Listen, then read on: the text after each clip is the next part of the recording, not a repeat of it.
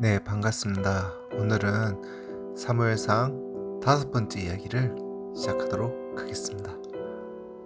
이제 사울 왕의 행적을 살펴보겠는데요. 사울이라는 사람은 근본 본성 자체가 그렇게 못된 사람도 아니고 또 악한 사람도 아니에요. 그런데 정치를 하다 보니까 사람이 좀 때가 묻은 것 같아요. 어떤 정치 조직에 들어가게 되면 철저하게 당리당략에 의해 가지고 생각하고 판단하고 행동하는, 그래서 순수성이 많이 퇴색되는 그런 모습들을 볼 수 있는데, 사울도 어쩌면 이해하려고 하면 그런 사람이 아니겠나 싶어요. 우리가 사울을 볼 때 한편은 참 추건한 생각이 들고, 정치판에 안 가고 살았으면 그래도 괜찮은 사람으로 이름은 안 알려졌지만 잘못된 사람으로는 안 됐을 텐데, 괜히 정치에 들어가서 인생을 아주 그야말로 실패하는 인생으로 그렇게 기록되어 있어요. 처음에는 이 사람이 아주 겸손하게 자기 같은 사람이 어떻게 왕이 되겠는가 이렇게 생각했어요. 그것도 그렇게 말한 이유가 있는데, 이스라엘 12지파가 있는데 루벤 지파, 시몬 지파, 레위 지파 쭉 내려가면서 맨 마지막에 베냐민 지파가 나와요. 그러니까 제일 막내 지파이면서 제일 작은 지파이기도 해요.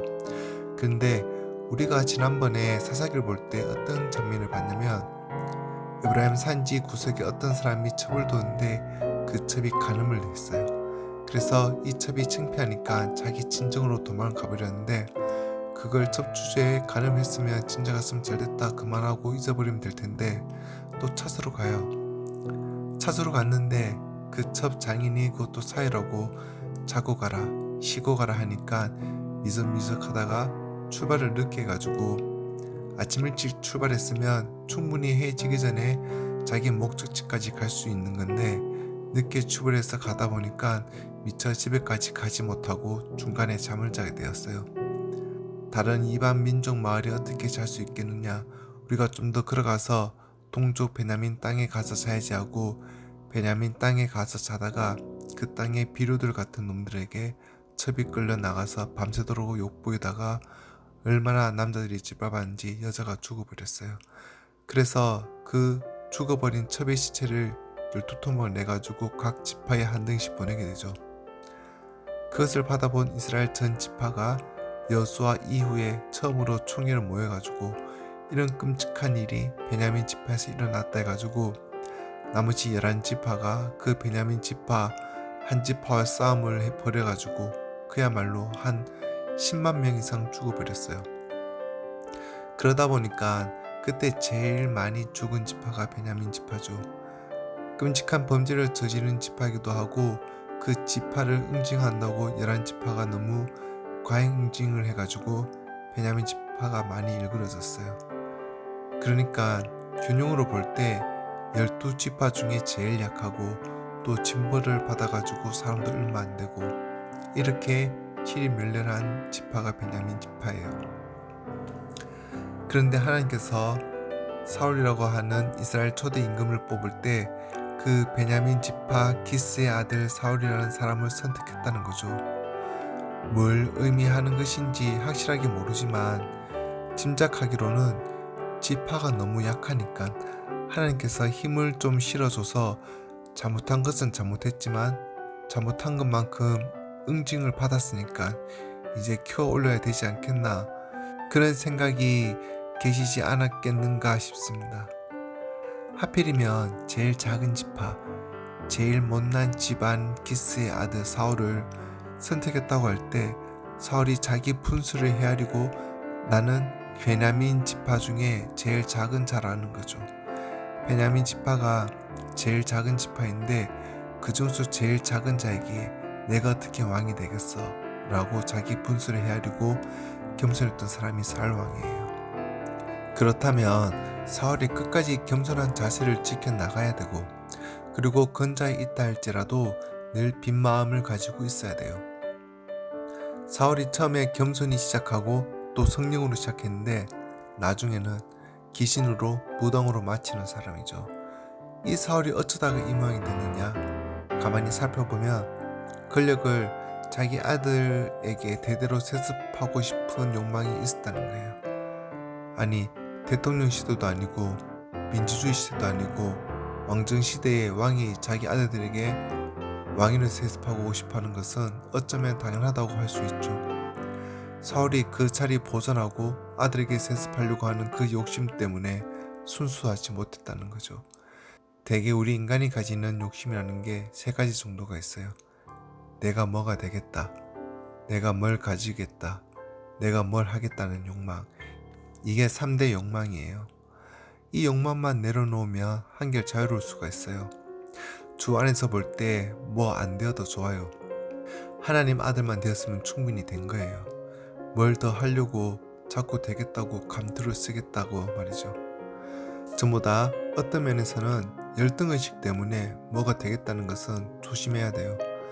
하나님 아들이 되었으면 최고로 된 거니까 괜히 그런 무슨 교회에서 무슨 직분을 계급이나 감투나 되는 줄 알고 생각하는데 매우 잘못된 생각이에요.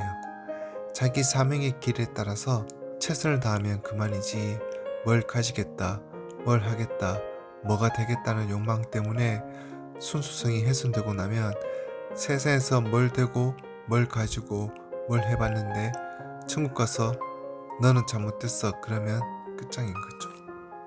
세상에서 별로 성공하지 못한다고 할지라도 정말 순수하게 자기 사명의 길을 따라 최선을 다한 후에 하나님 앞에 갔을 때 예수님께로부터 착하고 충성된 종아, 그러면 충분한 거예요. 우리가 뭘 하고 뭘 가지고 무엇이 되고 하는 게 중요한 게 아니고 하나님 아들 되었으면 그 다음에 내가 무엇을 위해 살 것인가, 내가 무슨 일을 위해서 태어난 사람인가, 내가 무슨 일을 하다가 하나님 앞에 설 것인가, 그것을 아주 철저히 하나님 앞에서 스스로 살펴봐야 돼요.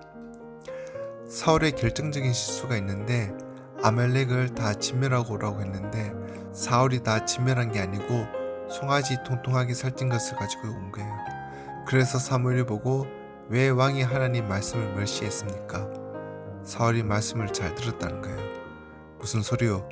그러면 저 송아지 소리가 뭐냐고 하니까 그것은 당신 하나님께 제사하려고 마땅히 멸할 것들 중에서 제일 좋은 것 하나님께 제사한다고 가져왔다는 거예요. 이게 바로 사울이 하나님 말씀을 건성으로 들었다는 거예요. 하나님 말씀 따라 섬기는 게 아니고 제멋대로 자기 소견대로 자기 옳은대로 행했다는 거죠. 그래서 그때 사무엘이 한 유명한 말 잘 알죠? 순종이 제사보다 낫다.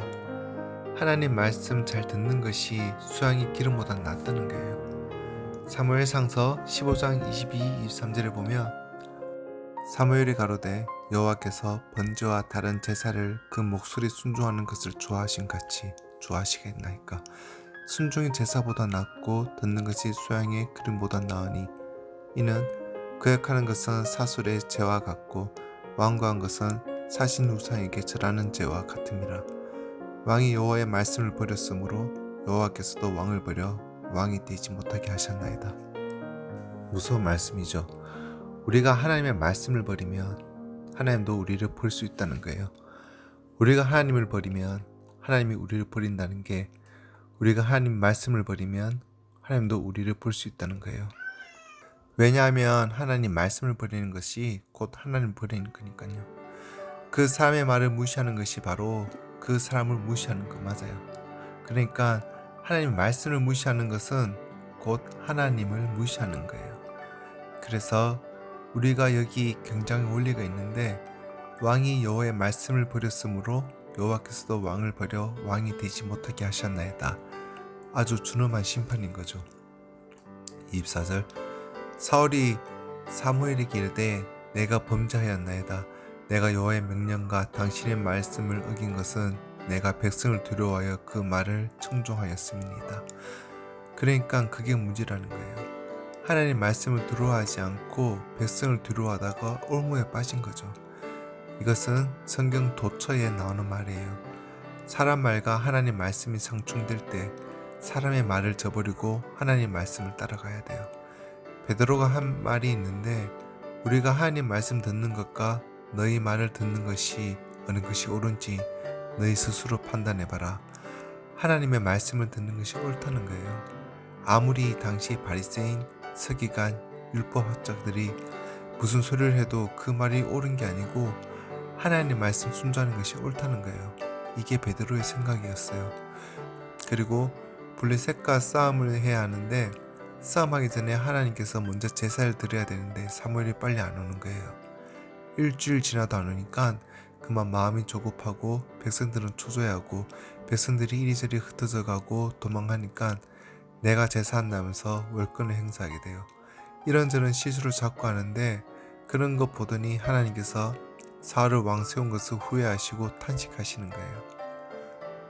우리가 권력이 있거나 지혜가 있거나 힘이 있거나 돈이 있거나 기술이 있거나 은사가 있거나 어떤 능력이 있거나 그런 걸 바르게 쓰기 위해서 여호와의 율법을 주야로 묵상해야 돼요. 그리고 전쟁이 났는데 금식을 선포하는 거예요.